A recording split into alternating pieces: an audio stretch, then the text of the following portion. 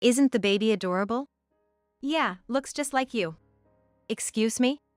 My sister, Jessica, has always been quite the looker in our hometown. She played sports and was always the tomboyish type, running around the playground with the boys, sporting a short haircut. Compared to me, she had fair skin and was delicate, looking lovely in a white summer dress. That's why every boyfriend I ever brought home during my school days ended up having a crush on Jessica. It wasn't Jessica's fault, it was mine for not being captivating enough. While it got me down, it also pushed me to better myself. Finally, when I managed to marry, my husband, George, didn't really give any special reactions upon seeing Jessica. That's why I believed he was different. I thought I could trust him. But betraying me? Unforgivable. Furious, my actions led to both of them losing everything, plummeting into a world of misery. My name is Natalie, 33 years old. I married George, who's 2 years older, 3 years ago, and we've been living together since. Growing up, my dream was to become a homemaker once I got married. However, after graduating from college, I joined a company where I was surrounded by supportive bosses, kind seniors, and cute juniors. The environment was so welcoming and the job was rewarding, so even after marriage, I've been working full-time. George was very supportive of me working, saying, "Let's both do the house chores whenever we can." He was very cooperative at the beginning of our marriage. At least, he was at the beginning. George had always lived with his parents before our marriage.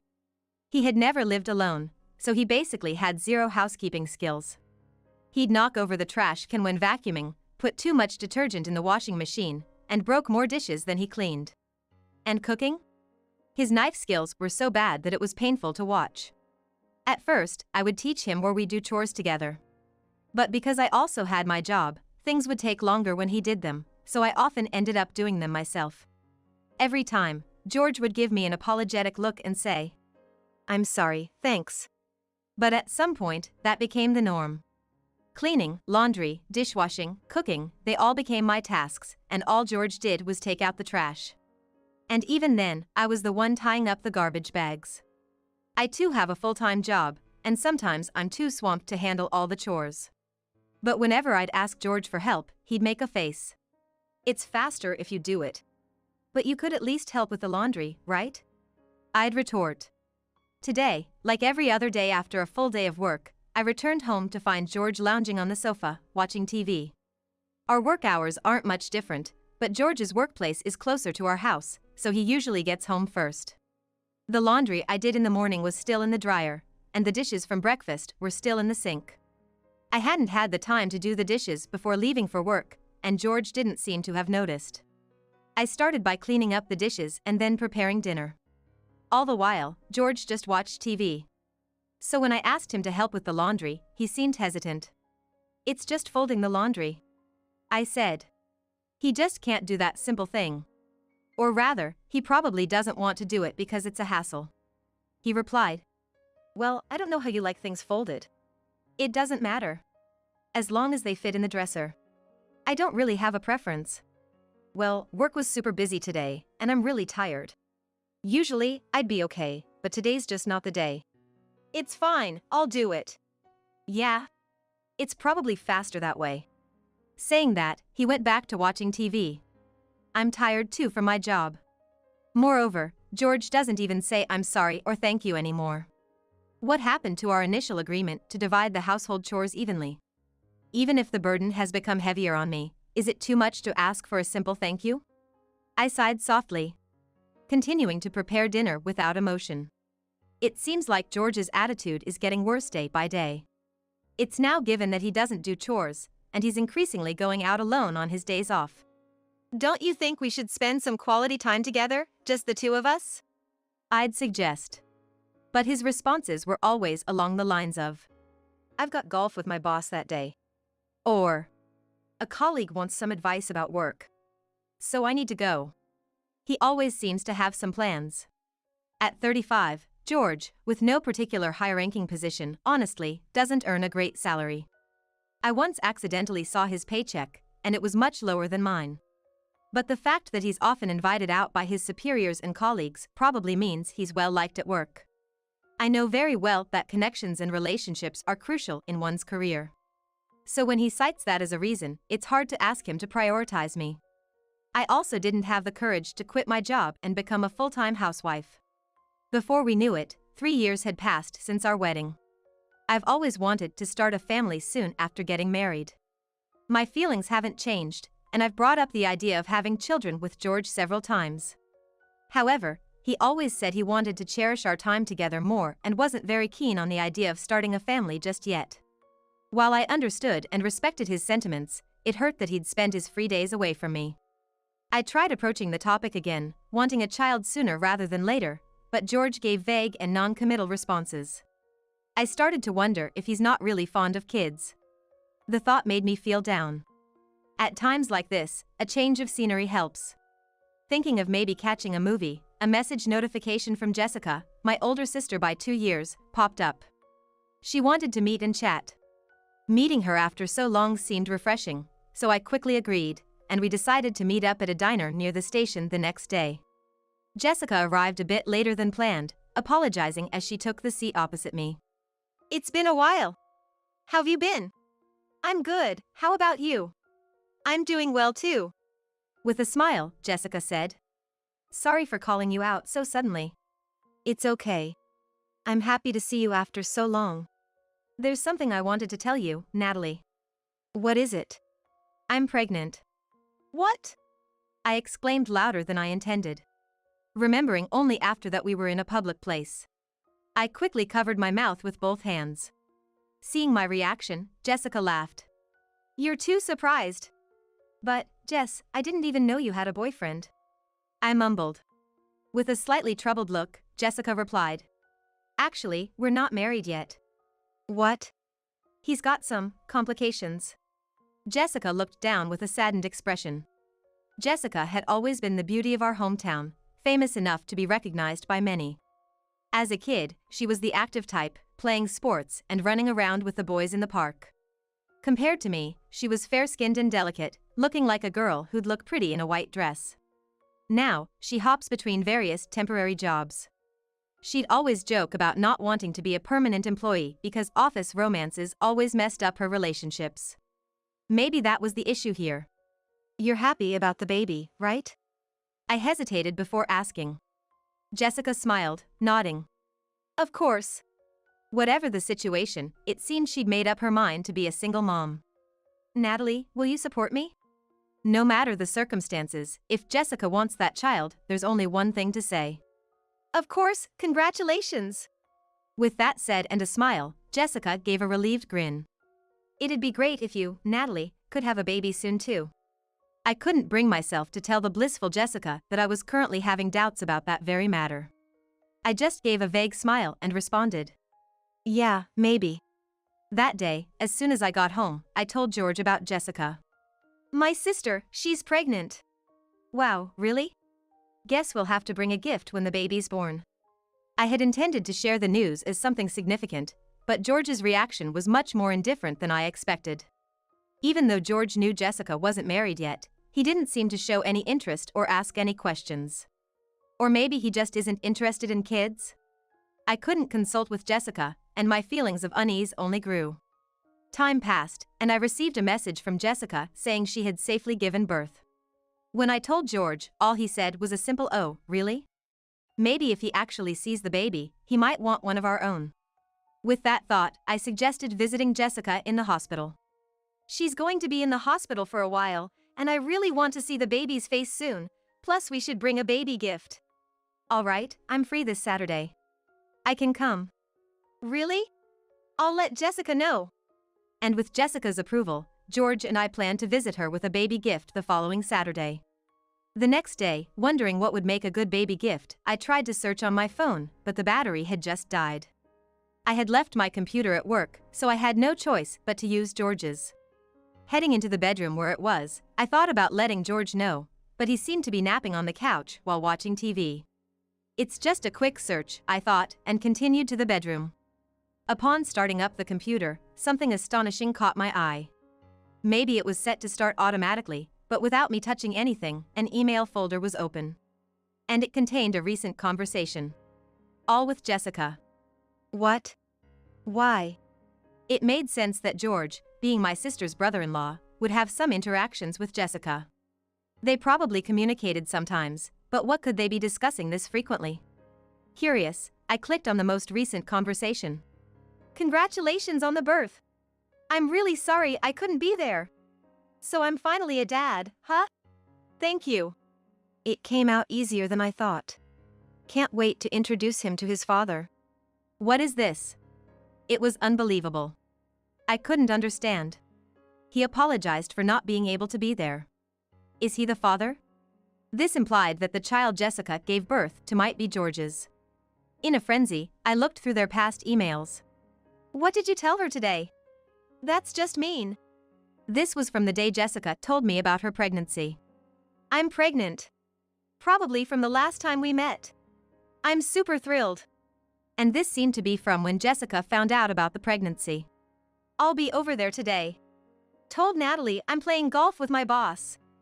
Okay, wanna try that restaurant we talked about? The further back I went, the more it looked like a conversation that couldn't possibly be between a sister's husband and her brother-in-law. It seemed their relationship started right after George and I got married. I felt a mixture of anger and despair as my hands trembled. I can't believe it. Trying hard to shake my shocked brain, I think about what needs to be done next. Then, I made sure to put George's computer back the way it was so he wouldn't find out I touched it. When I returned to the living room, George was soundly snoring, asleep without a care in the world. I clenched my fist tightly. I'll never forgive you. I whispered quietly, formulating a plan. Then on Saturday, George and I went to the hospital where Jessica was admitted. Jessica seemed quite well. You didn't expect him to be out and about so soon.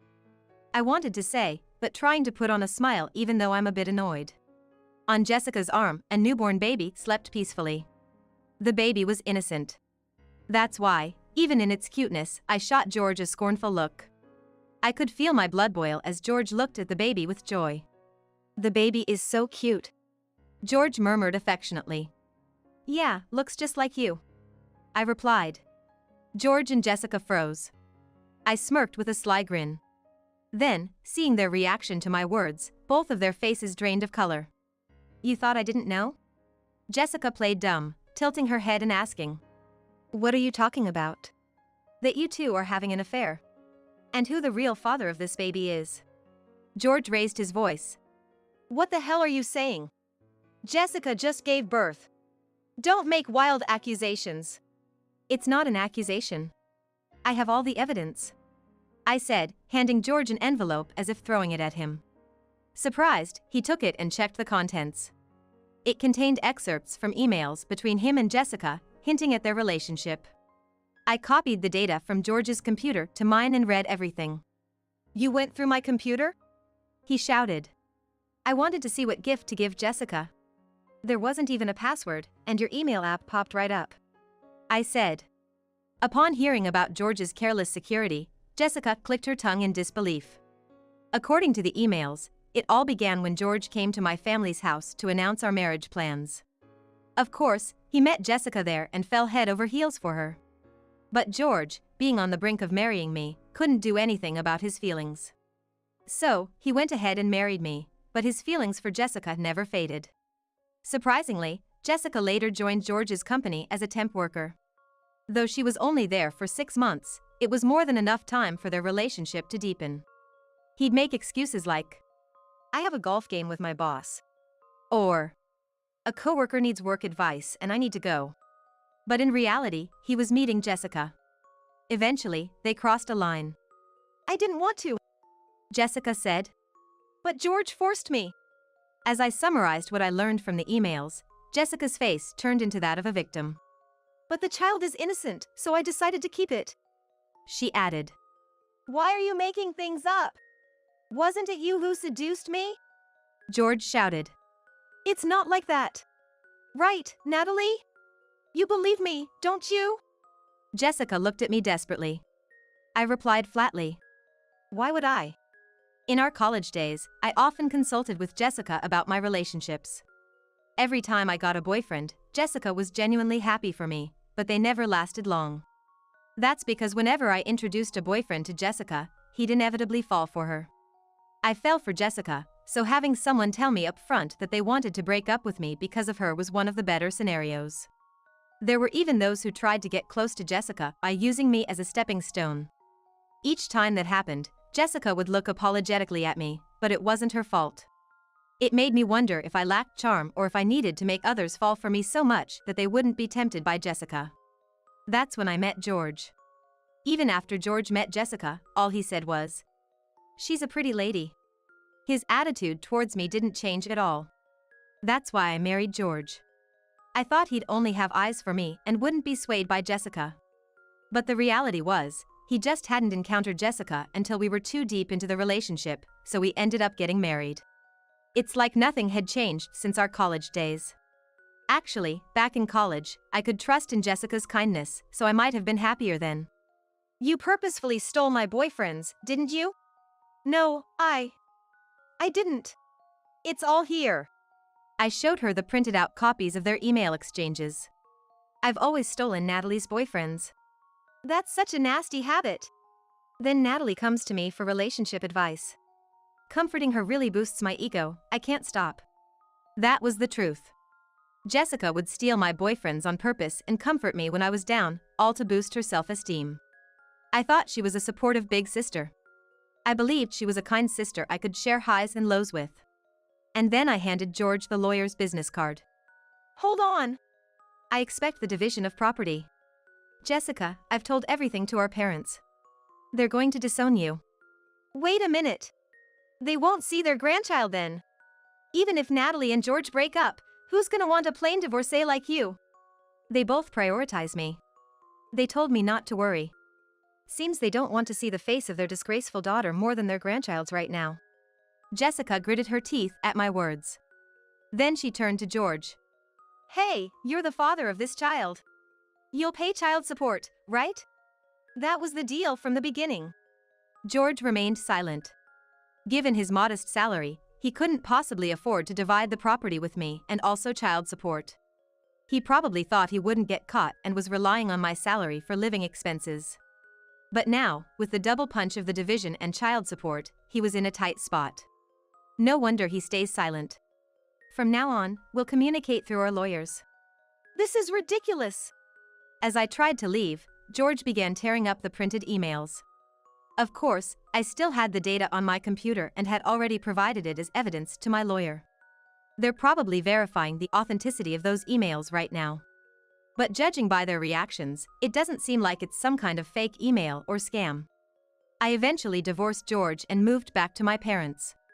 Seeing me, both of them were in tears. For them, Jessica was their beloved daughter as well. And of course, she was a sister I loved dearly. I never thought she'd play me like that. My parents disowned Jessica.